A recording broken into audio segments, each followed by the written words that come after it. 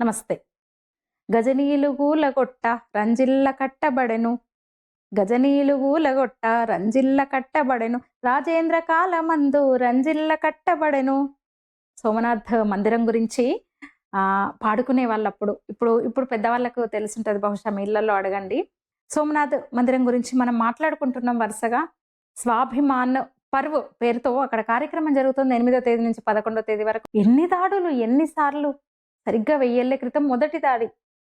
గజనీ మహమ్మద్ దాదాపు 30,000 ఒంటెల మీద వచ్చాడంట వాడు. అంటే ఈ భారతదేశం రత్నగర్భ, భారతదేశాన్ని కొల్లగొట్టాలి, భారతదేశంలో ఉన్న అన్నిటినీ కొల్లగొట్టాలనుకొని వచ్చిండు. 1000 మందితో. అంటే మళ్ళీ సైనికులకు ఆహారము, నీళ్లు ఇవన్నీ అన్ని మోసుకొని రావాలి కదా, ప్లస్ ఇక్కడ నుంచి అంత తీసుకెళ్ళాలి కదా. అట్లా కొన్ని వేల ఒంటెలు, దాదాపు 30 నుంచి 50,000 ఒంటెల మీద వచ్చాడు. ఒంటెలతో వచ్చాడు, తన సైన్యంతో వచ్చాడు, వేలాది మంది సైన్యంతో గజనీ మహమ్మద్ అని చెప్తారు. అయితే అంతకు ముందు 2 సార్లు సోమనాథ్ ఆలయాన్ని కూలగొట్టడానికి ప్రయత్నం చేసిన విఫలమైనాడు. 3వసారి మాత్రం ఆలయాన్ని, ఇంకా ఇదే 1026 జనవరిలో 3వసారి ఆలయం మీద దాడి చేయగలిగాడు, ధ్వంసం చేశాడు, కొల్లగొట్టాడు. వేలాది మంది బలిదానం అయ్యారు. ఆ టైంలో కూడా ఆలయాన్ని కాపాడుకోవడానికి మనము అయోధ్య గురించి చెప్పుకుంటాం కదా, కరసేవ మన కళ్ళ ముందు జరిగింది. అట్లా సోమనాథ ఆలయం కోసం కూడా వేల మంది బలయ్యారు, వేలాది మంది బలిదానాలు చేసుకున్నారు. వాడు ఆ టైంలో ఎదురు తిరిగిన వాళ్ళందరినీ చంపేశాడు. ఆడి సైన్యం వచ్చేసరికి తిరగబడిపోయారు ప్రజలందరూ కూడా ఏకమైపోయి. అయినా సరే వాళ్ళ వల్ల కాలేదు. వాడు వేల మంది సైన్యంతో, వేలాది ఒంటెలతో వచ్చాడు. 3వసారి వాడు ఇంకా అనుకున్నది సాధించాడు. ఆలయాన్ని కొల్లగొట్టాడు, పూజారులను చంపేశాడు, విగ్రహాలను ధ్వంసం చేశాడు, మొత్తం కొల్లగొట్టుకెళ్ళాడు. తర్వాత ఇప్పుడున్న ఆలయం, ఇప్పుడు ఇప్పుడు ఆలయం 1951లో సర్దార్ వల్లభాయ్ పటేల్, అంటే 50లో ఆయన సంకల్పించారు, ఆయన మొదలు పెట్టారు, ఆయన ఆయన పూనుకొని నిర్మించిందే ఇదనమాట. అప్పుడు డాక్టర్ బాబు రాజేంద్ర ప్రసాద్ చేతుల మీదుగా మళ్ళీ ఏమంటారు, ఒక ప్రాణ ప్రతిష్ఠ జరిగింది. ఆ సందర్భంలో ఈ పాట అనమాట. ఇందాక పాటతోనే మొదలు పెట్టాను కదా. గజనీలు కూలగొట్ట రంజిల్ల కట్టబడను, రాజేంద్ర కాలమందు రంజిల్ల కట్టబడను అని అప్పుడు పాడుకునే వాళ్ళంట. అయితే ఇప్పుడు 8వ తేదీ నుంచి 11వ తేదీ వరకు స్వాభిమాన్ పర్వ్ జరుగుతుంది గుజరాత్లో సోమనాథ్ ఆలయంలో. సాంస్కృతిక ఆధ్యాత్మిక కార్యక్రమాలు అసలు వైభవంగా కొనసాగుతున్నాయి. 17 సార్లు, మొత్తం 17 సార్లు జరిగింది దాడులు, ధ్వంసాలు జరిగింది ఆలయం మీద. కేవలం సోమనాథ్ ఆలయం మీదనే 17 సార్లు జరిగింది. ఇంకా మొదటిది 1026 కదా. రెండోసారి 1299లో అల్లావుద్దీన్ ఖిల్జీ ఉండగా ఉలూం ఖాన్ నాయకత్వంలో మరొకసారి దాడి, మళ్ళీ కొల్లగొట్టడం జరిగింది. అంటే ఆ మధ్య కట్టేశారు. 200 సంవత్సరాలు మళ్ళీ పునర్నిర్మించారు. అప్పుడున్న రాజులు, మధ్యలో కూడా అహల్యాబాయి హోల్కర్, మహారాణి అహల్యాబాయి హోల్కర్ కూడా కట్టింది కదా సోమనాథ్ ఆలయాన్ని, పునర్నిర్మించారు కదా. ఇక 1395లో జఫర్ ఖాన్, వాడు గుజరాత్ సుల్తానేట్, అతని అప్పుడు మళ్ళీ 1665లో, అట్లనే 1706లో, 1665లో, 1706లో కూడా ఔరంగజేబు ఆదేశాలతో, ఔరంగజేబు ఒకసారి మళ్ళీ దాడి చేశాడు, కొల్లగొట్టేశాడు. అట్లా అనేక దాడులు జరిగిన అప్పుడున్న భక్తులు, రాజులు వాళ్ళు మళ్ళీ మళ్ళీ మళ్ళీ ఆలయాన్ని నిర్మించుకుంటూ వచ్చిండ్రు. ప్రస్తుతం ఉన్నది 1951లో కట్టింది అనమాట. ఆ టైంలో భీమదేవుడు, అక్కడి రాజు కూడా దాన్ని కాపాడడానికి చాలా ఆయన శక్తి సరిపోలేదు. ఏమంటారు, గజనీ మహమ్మద్ వస్తున్నాడు, సోమనాథ్ ఆలయాన్ని కొల్లగొట్టడానికి వస్తున్నాడు అని తెలిసి తన సైన్యంతో వెళ్ళాడు. కానీ వాడు జాగ్రత్తగా 3వసారి వచ్చాడు కదా, ఎక్కువ మంది సైన్యంతో, వేలాది ఒంటెలతో వచ్చిండు అనమాట. అందుకని ఆ రాజు శక్తి సరిపోలేదు. మధ్యప్రదేశ్కి చెందిన భోజరాజు కూడా అడ్డుకునే ప్రయత్నం చేశాడు. కానీ అతను వచ్చేసరికి, మధ్యప్రదేశ్ చాలా దూరం కదా, వేరే రాష్ట్రం, ఇప్పుడున్న మధ్యప్రదేశ్ నుంచి గుజరాత్కి వస్తున్న క్రమంలో అప్పటికే దాడి, ధ్వంసం అన్ని జరిగిపోయినాయి అనమాట. వాడంతా దోచుకొని వెళ్ళిపోతున్న టైంలో భోజరాజు అక్కడికి చేరాడు. చాలా కలత చెందాడు ఆయన. పాపం చూసి అక్కడ కూర్చుని ఏంటి ఆలయము అసలు ఎలా అయిపోయిందని ఆయన మధ్యప్రదేశ్లో భోజేశ్వర్ మందిర్ అని, అంటే ఆ రాజు పేరుతో ఉంటది. అయితే సోమనాథ్ రక్షించలేకపోయానని ఆయన మధ్యప్రదేశ్లో కట్టిండనమాట. భోజేశ్వర్ టెంపుల్ అంటారు. అది కూడా చాలా ఫేమస్. అచ్చంగా కొంచెం సోమనాథ్ టెంపుల్ లానే ఉంటదంట. ఇక ఇప్పుడున్నది పూర్తిగా స్వతంత్రం వచ్చిన తర్వాత మొట్టమొదటి హోంమంత్రి, ఉప ప్రధాని ఆయన నిర్మించారు. అట్లా అన్ని దండయాత్రలకు గురైనా కూడా ఇంకా నిలిచి ఉంది, సగర్వంగా నిలిచి ఉంది సోమనాథ్ ఆలయం. అందుకే అంటున్నా, అంటే తలుచుకోగానే జ్యోతిర్లింగ క్షేత్రం. మన జ్యోతిర్లింగాలు కూడా ఫస్ట్ సౌరాష్ట్రే సోమనాథం చ అని అంటాం గదా! సోమనాథ దీనితోటే స్టార్ట్ అవుతాయన్నమాట. జ్యోతిర్లింగాలు అనగానే ఆ పేరే ముందుకొస్తది. ఇక సోమనాథ ఆలయ పునర్నిర్మాణంలో, పునరుద్ధరణలో మున్షి గారి పేరు ప్రత్యేకంగా చెప్పుకోవాలి. సర్దార్ వల్లభాయ్ పటేల్ ముఖ్యంగా అంటే జూనాగఢ్ విలీనం తర్వాత, గుజరాత్‌లో జూనాగఢ్ విలీనం తర్వాత ఇంకా సోమనాథ్ మీద దృష్టి పడింది ఆయనది, పటేల్‌ది. ఈ ఆలయాన్ని పునర్నిర్మించాలని ఆయన ఇంకా ప్రకటించేశారు. ఆయన చనిపోయిన తర్వాత పూర్తయిందనమాట. దాన్ని పూర్తి చేసిన వారు అంటే పటేల్ సంకల్పానికి అనుగుణంగా, ఆయన కలకు అనుగుణంగా దాన్ని ఆయనకిచ్చిన మాట మేరకు పూర్తిగా తన భుజస్కంధాల మీద ఆ బాధ్యతను వేసుకొని ఆలయాన్ని పూర్తి చేసిన వారు మున్షి గారు. నేను నిజంగా యాదృచ్ఛికం అని చెప్పాలో ఏమో తెలీదు గానీ, మరొక్కసారి పుస్తకం తీశాను నేను. మొన్ననే రిలీజ్ అయింది. మున్షి గారిదే ఇది. నా హైదరాబాద్ జ్ఞాపకాలు, నిజాం పాలన చివరి రోజులు, నా హైదరాబాద్ జ్ఞాపకాలు. ఆంగ్ల మూలం మున్షి.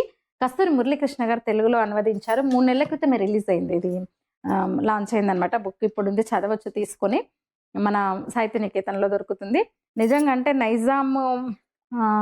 నిజాం హైదరాబాద్ సంస్థానం విలీనంలో ఆయనది మంచి ఒక కీలక పాత్ర. అట్లనే ఈ సోమనాథ ఆలయ నిర్మాణంలో గూడా ఆయనది ఒక పెద్ద పాత్ర అని చెప్పొచ్చు. అంతేకాదు ఇప్పుడు మనం చూసినాం గదా! మనందరం విరాళాలు నిధి సేకరణ చేసుకున్నాం అయోధ్య కోసం. ఉత్తరప్రదేశ్ గవర్నమెంట్ నుంచి గాని, కేంద్ర ప్రభుత్వం నుంచి గాని రూపాయి కూడా తీసుకోలేదు అయోధ్య మందిర నిర్మాణానికి. అట్లనే సోమనాథ్ మందిరం కోసం కూడా సర్దార్ పటేల్ సంకల్పించుకున్నది మున్షి గారు కంప్లీట్ చేశారు. ఏంటంటే కేవలం భక్తుల నుంచి చందాలు సేకరించి మాత్రమే ఆలయ నిర్మాణాన్ని నిర్వహించిండ్రనమాట. ఎందుకంటే ఇంకో విషయం ఏందంటే, ఇంకోను కూడా గుర్తు చేసుకోవాలి. అంటే ఎంతసేపు మనం మహాత్ములను, మహానుభావులను, మంచోళ్ళని గుర్తు చేసుకుంటూ ఉంటే కష్టం. కొంచెం దిష్టి కోసము ఒక చెడ్డ వాళ్ళని కూడా మనం తలుచుకోవాలి. ది గ్రేట్ పండిట్ జవహర్లాల్ నెహ్రూ ఆలయ నిర్మాణాన్ని అడ్డుకున్నారు ఆయన. అవును, పండిట్ జవహర్లాల్ నెహ్రూ సోమనాథ్ ఆలయ పునర్నిర్మాణ కార్యక్రమాన్ని అడ్డుకున్నారు. అయినా సరే పటేల్ లెక్క చేయలేదు. మున్షికి ఆ బాధ్యత ఇచ్చారు. మున్షి కూడా కామ్‌గా అనమాట. మున్షి ఆవేశపరుడు కాదు. మున్షి చాలా కామ్‌గా తన పని తాను చేసుకున్నారు. నాటి రాష్ట్రపతి డాక్టర్ బాబు రాజేంద్ర ప్రసాద్ చేతుల మీదుగానే ప్రాణప్రతిష్ఠ జరిగింది 1951 మే 11న ఇప్పుడున్న ఆలయానికి. అయితే ఎట్లయితే నిజాం సంస్థానం విలీన సందర్భంగా హైదరాబాద్ జ్ఞాపకాలు నేనేం చేసినా అని ఆయన రాసిండు, ఆయన అనుభవాలు. అచ్చంగా సోమనాథ్ ఆలయం గురించి కూడా ఆయన సోమనాథ్ ఆలయ చరిత్రను వివరించే ఒక పుస్తకం రాశారు మున్షి గారు. Somnath the shrine eternal. 1951లోనే టెంపుల్ పూర్తవగానే ఆయన పుస్తకం రాశారనమాట. అందులో శతాబ్దాలుగా కదా, సహస్రాబ్దాలు, 1000 ఏళ్ళు కదా, ఇప్పుడు 1000 ఏళ్ళు అయిపోయింది ఇంకా చెప్పాలంటే. అట్లా అన్నేళ్ల దాడులకు గురైన ఎట్లా పునరుద్ధరణ జరిగింది, ఎట్లా పునర్నిర్మాణం జరిగింది అని ఆ చరిత్రను, దాని శాశ్వతత్వాన్ని చాలా ఒక ఎమోషనల్ గా అందులో వర్ణించారనమాట ఆయన. అంటే సర్దార్ పటేల్ ఆలోచనలను ముందుకు తీసుకెళ్లారు ఆయన. అన్ని అడ్డంకులను అధిగమించి ఆలయాన్ని మళ్ళీ ఒక ఆలయానికి ఒక పునర్వైభవం తీసుకొచ్చేలా దాన్ని పునఃస్థాపించిన గొప్ప వ్యక్తి మున్షి గారు. ఈ సందర్భంగా వారికి మనం నిజంగా తలుచుకోవాలి. మున్షిని కూడా మనం తలుచుకోవాలి. నిజంగా ఆయన లేకుండా ఈ హైదరాబాద్ సంస్థానం విలీనంలో ఆయన ఉంటారు. సోమనాథ్ ఆలయ పునర్నిర్మాణంలో కూడా ఆయన ఉంటారు. ఇక కొన్ని దుష్ట శక్తులు అప్పుడు కూడా ఎప్పుడు ఉంటాయి. దేవతల కాలంలో రాక్షసులు, ఇప్పుడు మనుషుల కాలంలో క్రూరులు, దుర్మార్గులు ఉన్నట్టే రాక్షస జాతే వీళ్ళందరూ. ఎట్లాగో దాన్ని ప్రతిఘటించే వాళ్ళు, అడ్డుకునే వాళ్ళు, పుల్లలేసే వాళ్ళు ఎప్పుడైనా ఉంటారు. అలాంటి వ్యక్తులు అడ్డుకున్నా సరే మరి మంచి కార్యం, సోమనాథ కార్యం అట్లా పూర్తయిందనమాట. ఇప్పుడు ఇంకా అసలు అద్భుతం, ఎంత వైభవంగా ఉంటది సోమనాథ టెంపుల్. నిజంగా అసలు వాడు హైదరాబాద్ సంస్థానాన్ని నిజాం పాకిస్తాన్ లో కలపాలనుకుంటున్నాడు, నువ్వు వెళ్ళు అని అప్పుడు పటేల్ కు సర్దార్ పటేల్ కు అంత నమ్మకమైన వ్యక్తి అనమాట మున్షి. ఇంకా వారు వచ్చి 2 వారాలు ఇక్కడే కూర్చున్నారంట ఆయన. ఇప్పుడు ఆ చార్మినార్ అవతల ఓల్డ్ సిటీలో ఉంటాయి కదా, అంత మిలిటరీ ఏమంటారు, మిలిటరీ కాంపౌండ్స్ అన్ని పెట్టేసి ఎక్కడికక్కడ దిగ్బంధం చేసి ఇంకా ఆయన రాగానే పూర్తిగా ఇంకా భారత సైన్యం వచ్చేసింది అనమాట.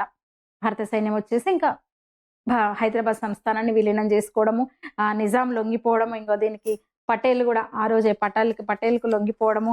వెనకాల మున్షి గారి ఫోటో ఉంటది. ఈయన మున్షి. ముందు మున్షి వచ్చాడు, వెనక భారత సైన్యం వస్తుంది. వాళ్ళు రాసుకున్నారు, విమర్శ చేస్తూ రాసిన వాక్యం అంటే ఇది. అట్లా మున్షి గారు సోమనాథ్ ఆలయ నిర్మాణంలో నిజంగా ఆయన ఆ వ్యక్తినైతే మనం ఖచ్చితంగా ఇప్పుడు మనం ఇది చేయాలి. ఆ టైంలోనే చెప్పిన కదా, నెహ్రూ అడ్డుకున్నాడు, చాలా అడ్డుకున్నాడు. నెహ్రూ అడ్డుకునేది అసలు, నెహ్రూ పరమ సెక్యులర్ కదా, అందువల్ల హిందుత్వను, హిందూ ఆచారాల్ని, హిందూ సంప్రదాయాల్ని, హిందువులను అడ్డుకునే పనే చేస్తాడు. బాబు రాజేంద్ర ప్రసాద్ ఆయన గొప్ప దేశభక్తుడు, గొప్ప సనాతని అని ఇప్పుడు చెప్పాలంటే గొప్ప సనాతని. ఆయన రాష్ట్రపతి భవన్‌లో గీతా పారాయణం పెట్టుకుంటంటే వద్దన్నవాడు నెహ్రూ. ఇది సెక్యులర్ కంట్రీ. మీరు రాష్ట్రపతి ఆ చైర్‌లో కూర్చొని గీతా పారాయణం ఎట్లా పెడతారు మీరు? పెట్టుకోవద్దని అడ్డుకున్నవాడు డాక్టర్ ఏమంటారు పండిట్ జవహర్‌లాల్ నెహ్రూ. ఇంకా చాలా చేసిండు. నేను ఇంతకుముందు కూడా ఒక వీడియో చేశా. మనకు శ్రీరామనవమి రాముడు పుట్టినరోజు. సీతారాముల కళ్యాణం కాదు. మనం కళ్యాణం చేస్తాం గానీ సీతారాముల కళ్యాణం జరిగింది వివాహ పంచమి అంటారు. మార్గశిర మాసంలో వచ్చే పంచమి. నేపాల్‌లో అద్భుతంగా జరుగుతది సీతారామ కళ్యాణం. ఆ టైంలో ఇక్కడి నుంచి అయోధ్య నుంచి ఈవెన్ బ్రిటిష్ వాళ్ళు ఉన్నప్పుడు కూడా అయోధ్య నుంచి సీతమ్మ వారికి అంటే పెళ్ళికొడుకు తరపున, రాముడి తరపున ఇద్దరికి పట్టు వస్త్రాలు అవన్నీ వెళ్ళేవి. అక్కడి నుంచి కూడా రాముడికి కొంత ఏమంటారు భరణం కింద జనక మహారాజు కొంత భూమి ఇచ్చాడు. అది అట్లాగే ఉంటదన్నమాట. దాని నుంచి వచ్చిన పంట మొత్తము వాళ్ళు పంటను భారత్‌కు పంపేవాళ్ళు అయోధ్యకి. మా అమ్మాయికి మేమిచ్చిన జాగాలో వచ్చిన ధాన్యం అంటే ఒక పెద్ద వేడుకలాగా జరిగేది. ఊరేగింపులాగా జరిగేది. నేపాల్ నుంచి ఆ ధాన్యం వస్తుంటే భారతదేశం నుంచి అప్పటి బ్రిటిష్ అధికారి కూడా ఈవెన్ అంటే అయోధ్య ఆ వంశానికి చెందిన వాళ్ళతో పాటు అక్కడి స్థానిక ప్రజలు, భక్తులతో పాటు అధికారులు కూడా ఒక లాంఛనంగా వెళ్లి అక్కడి నుంచి వస్తున్న ధాన్యాన్ని స్వీకరించడము, అధికార లాంఛనాలతో ఇక్కడి నుంచి పట్టు వస్త్రాలు వెళ్ళి అక్కడ జనక్పురిలో జరిగే సీతారామ కళ్యాణ మహోత్సవంలో పాల్గొని వచ్చేవాళ్ళు. నెహ్రూ వచ్చిన తర్వాత విచిత్రంగా బ్రిటిష్ వాళ్ళు కూడా ఆనవాయితీని కొనసాగించారు. కొన్ని వెయ్యేళ్ల ఆనవాయితీని. గాని స్వతంత్రం వచ్చిన తర్వాత పండిట్ జవహర్లాల్ నెహ్రూ ఎందుకు అనవసరం 2-3 బస్తాల ధాన్యానికి ఇంత ఖర్చు ఎందుకు, అసలు వెళ్ళడం ఎందుకు, ఇంత ఖర్చు పెట్టుకుని ఇంత ఆర్భాటం ఎందుకు అన్నట్టుగా దాన్ని పూర్తిగా ఇంకా రద్దు చేసిండని చెప్పొచ్చు. ఆ తర్వాత నిజం చెప్పాలంటే సరిగ్గా ఒక 7-8 ఏళ్ల క్రితం పెద్ద ఎత్తున మరొకసారి విహెచ్పి ఆధ్వర్యంలో కార్యక్రమం జరిగింది. నేపాల్ ప్రభుత్వము అధికారికంగా భారత్ నుంచి కొందరిని ఆహ్వానిస్తే కొందరు ముఖ్యులు వెళ్లి మళ్ళీ సీతారాములకు పట్టు వస్త్రాలు, తలంబ్రాలు తీసుకెళ్లి అక్కడ వివాహ వేడుకకు హాజరై వచ్చారనమాట. ఇప్పుడు సీత పుట్టింది. ఇప్పుడు ఇంకా బిహార్‌లో ఉన్న ఇక్కడ మన బిహార్‌లో ఉంది ఆ ప్రాంతం. అంటే ఒకప్పుడు జనక మహారాజు ఏలిన ప్రాంతం ఆ రాజ్యంలో కిందకి వచ్చేది కదా, మిథిలా రాజ్యం. అందుకే మైథిలి అంటారు ఆమెను. జనకరాజు కూతురు కాబట్టి జానకి. నాగలి సాళ్ళ కింద నేలలో దొరికింది కాబట్టి సీత. ఆ సందర్భంలో ఆ పేర్లుంటాయి సీతమ్మకి. అట్లా మిథిలా రాజ్యంలో ఒకప్పుడు బిహార్ ఉండేదన్నమాట. అట్లా సరిహద్దు బిహార్‌లో మాత్రం మన వివాహ పంచమి చేస్తారు. మిగతా అంతా నవమికే చేస్తుంటాం. అసలు విషయం అయితే అదనమాట. అలాంటి ఒక గొప్ప మన సాంస్కృతిక ఆనవాయితీలను కూడా వద్దన్నవాడు నెహ్రూ. ఇంకా అలాంటిది మరి సోమనాథ మందిరాన్ని కూడా వద్దనే చెప్పుంటాడు. వద్దనే అంటాడు. దాంట్లో ఆశ్చర్యపోయేది కూడా ఏమీ లేదు. అంతే గదా! అట్లా అయినా సరే ఏమాత్రం తలొగ్గక, లెక్క చేయక ఇది ప్రజల సొమ్ముతోనే కడతా, గవర్నమెంట్ రూపాయి వద్దని భక్తుల నుంచి విరాళాలు సేకరించి ఉక్కు మనిషి సర్దార్ వల్లభాయ్ పటేల్ ఆలయాన్ని నిర్మించారనమాట. అసలు అక్కడున్న మసీద్ అప్పుడు బుల్డోజర్లు లేవు గానీ ఒక్క ఉదుటన దాన్ని కూలగొట్టి అక్కడున్న ఇతర మతాల కట్టడాలను కూడా కూలగొట్టేసి ఆయన అద్భుతంగా ఒక మంచి ఆలయాన్ని నిర్మించారు. నిజంగా నిర్మింపజేశారు. అయితే అక్కడ బాణస్తంభం గురించి రాకాజీ ఒక వీడియో చేశారు. శివలింగ దర్శనం మాత్రమే కాదు, అక్కడికి వెళ్తే బాణస్తంభాన్ని కూడా దర్శించుకోండి. ఎంతసేపు పాత మందిరం అవశేషాలు, రాణి అహల్య హోల్కర్ కట్టించిన గుడి, అది మాత్రమే కాకుండా బాణస్తంభాన్ని మీరు దర్శించండి. అసలు చరిత్ర అక్కడ ఉంటది మీకు అని చెప్పి, అంటే మనకు నౌకాయానము ఎంత బాగుండేది మనకు, అంటే నౌకాయానం తెలీదు భారతీయులకు అన్న ఒక ప్రచారం జరిగింది. చరిత్ర రాశారు. కానీ మనం ఇప్పుడు చెప్పుకుంటాం కదా, శివాజీకి ఒక నేవీనే ఉండేది, ఒక నేవీ విభాగమే ఉండేది. అయితే అంతకు ముందే శివాజీ అని నిన్న మొన్నటే గాని, అంటే దీంతో పోలిస్తే నేను అనేది కొన్ని సహస్రాబ్దుల క్రితమే భారతీయులకు నౌకాయానం తెలుసు అని చెప్పే ఒక ఇది ఉంది. అంటే మ్యారిటైమ్ హిస్టరీ మరుగున పడ్డది మనది, అంత గొప్ప చరిత్ర మనది అని చెప్తూ ఆయన అన్నారు. ఆ బాణస్తంభం మీద ఉంటది. అయితే చాలా గ్రంథాల్లో అది ఉంటదంట. అంటే ఒకప్పుడు అంటే పాశ్చాత్య శాస్త్రవేత్తలు, మేధావులు భూమి బల్లపరుపుగా, అంటే భూమి ఎలా ఉంటది, భూమి ఆకారం ఏంటి అని పరిశోధనలు శోధిస్తున్న టైంలోనే భూమి బల్లపరుపుగా ఉంటదని కూడా ప్రకటించిన టైంలో భూమి గోళాకారంగా ఉన్నదని మన వాళ్ళు కనుక్కున్నారు. కొన్ని వేల ఏళ్ల క్రితమే, శతాబ్దాలు కదా, సహస్రాబ్దుల క్రితమే అనమాట. ఆ విషయం బాణస్తంభం మీద ఉంటది. రాకాజీ ఇంకోటి చెప్పారు. ఇప్పుడు మనకు వరాహుడు మన వరాహావతారంలో భూమిని కాపాడుతాడు కదా హిరణ్యాక్షుడి బారి నుంచి. ఆ టైంలో వరాహమూర్తి పట్టుకుంటాడు కదా, గుండ్రంగానే ఉంటది భూమి. భూమి గుండ్రమని మనోళ్ళు ముందే కనిపెట్టారనమాట. వాళ్ళు బల్లపరుపు ఉంటదని ఇంకా పాశ్చాత్యులు డిస్కస్ చేస్తున్న టైంలోనే లేదు అసలు భూమి రౌండ్ గానే ఉందని కనిపెట్టింది మన వాళ్ళు. అంతేగాదు ఆ స్తంభం కింద ఒకటి రాసుంటదంట. బాణస్తంభం మీద ఒకటి రాసుంటదంట. ఆ సముద్రాంత దక్షిణ ధ్రువ పర్యంత అబాధిత జ్యోతిర్మార్గ అని ఉంటదంట. అంటే ఒక 10,000 కిలోమీటర్ల దూరం పోతే సక్కగా పోతే సముద్రమే ఉంటది. అది అంటే అంటార్కిటికా ఖండం అన్నమాట. దక్షిణ ధ్రువము అంటార్కిటికా ఖండం ఉంటదని చెప్పారంటే మన వాళ్ళు నౌకాయానం చేశారు అని మనకు అర్థమవుతుంది. అంటే కొన్ని వందల ఏళ్ల క్రితమే భారతీయులు నౌకాయానం చేశారు. అంటార్కిటికా అంటే ధ్రువ ప్రాంతం వరకు సాగారు అని అర్థం. మరి లేకపోతే చెప్పలేరు కదా! అంత దూరం సాగకపోతే నౌకాయానం చేయకపోతే ఇన్ని వేల కిలోమీటర్లు ఉంటది. అక్కడ ధ్రువ ప్రాంతం అని ఉంటది. దక్షిణ ధ్రువం అక్కడే ఉన్నదని ఎలా తెలుస్తది? వెళ్ళకపోతే తెలియదు కదా! అంటే వెళ్ళి ఉన్నారు. అంత గొప్పది మన సైన్స్, మన పరిశోధనా రంగం, మన సంస్కృతి, మన వారసత్వము, మన సంప్రదాయం అని దీన్ని బట్టి అర్థం చేసుకోవచ్చు. దీని మీద రాకాజీ అయితే చాలా బాగా ఎక్స్‌ప్లెయిన్ చేశారు. రాకాలోకంలో ఉంటది చూడొచ్చు మీరు. అట్లా నిజంగా సోమనాథ్ అనగానే నిజంగా నేడు ఒక 140,00,00,000 భారతీయుల హృదయాలు ఉప్పొంగుతున్నాయంటే ఎమోషనల్ ఉప్పొంగడం అంటే అది సంతోషము. అంటే ఈ ఇప్పుడున్న ఆలయాన్ని చూస్తూ మనం సంతోషపడుతూనే అంటే ఒక 1000 ఏళ్ల క్రితం ఎంతటి దాడి జరిగింది చూడండి. అసలు అర్థం చేసుకోండి. ఒకసారి మనకు ఊహకు కూడా అందదు కదా! కొన్ని వేల ఒంటెల మీద బంగారు ఆభరణాలు, రత్నాలు, వజ్ర ఖచిత ఆభరణాలు అన్ని కొల్లగొట్టుకొని పోయినాడు వాడంటే అసలు అందుకే అన్నాం కదా! భారత్ రత్న గర్భ. అంతెందుకు మొఘలుల కాలంలోనే బాబరే కొన్ని వేల ఆలయాలను ధ్వంసం చేసి కొల్లగొట్టుకెళ్ళాడు. సో ఇది గుర్తు చేసుకోవాలి. మన చరిత్ర మనకు తెలియాలి.